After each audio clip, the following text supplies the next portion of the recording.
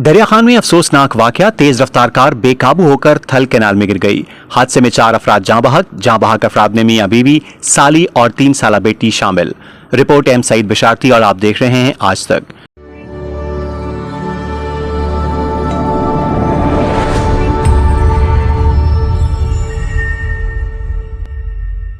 Rescue अमले के मुताबिक तेज रफ्तार कार लिंक रोड से बाली हेड की तरफ नहर के किनारे जा रही थी कि अचानक नहर में गिर गई। ऐनी शाहिदीन के मुताबिक कार तेज रफ्तारी के बाइस बेकाबू होकर नहर में जा गिरी, जिसके बाद वो पानी में डूब गई।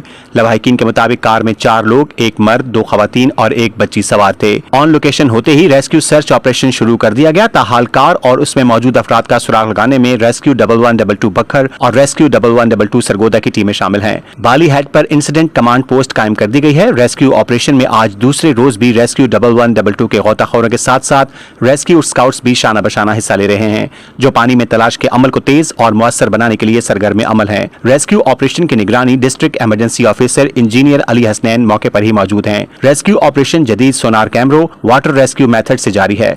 मजीद खबरों और न्यूज अपडेट्स के लिए देखते रहिए आज तक, खबर सच के साथ।